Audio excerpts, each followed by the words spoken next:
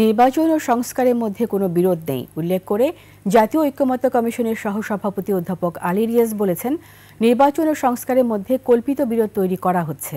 এখন যে কোনো ব্র্যান্ডের পুরাতন এসি বদলে নতুন ওয়ালটন এসিতে উপভোগ করুন 25% ছাড়। সোমবার জাতীয় সংসদ ভবনের এলইডি হলে আয়োজিত সংবাদ সম্মেলনের সংস্কার আগে না নির্বাচন আগে এক সাংবাদিকদের এমন প্রশ্নের জবাবে এসব কথা বলেন তিনি। অধ্যাপক আলী রিয়াজ বলেন, নির্বাচনের প্রক্রিয়া চলুক এবং জাতীয় সনদ তৈরির প্রক্রিয়া দীর্ঘমেয়াদী করার চেষ্টা করা হচ্ছে। ভবিষ্যতে যাতে রাজনৈতিক কাঠামোটা এমনভাবে করা হয় যার মধ্যে স্বৈরাচারী ব্যবস্থা পুনরায় উত্থিত না হতে পারে। এ সময় উপস্থিত ছিলেন জাতীয় ঐক্যমত্য কমিশনের সদস্য বদিউল আলম মজুমদার, সৈয়দ ইফতেখারুজ্জামান, মনির হায়দার প্রমুখ। নির্বাচন এবং সংস্কারের মধ্যে কোনো বিরোধ নেই। এটা বিরোধটা আসলে এক ধরনের কল্পিত বিরোধ তৈরি করার চেষ্টা করা হচ্ছে। এটার মধ্যে কোনো বিরোধ নেই।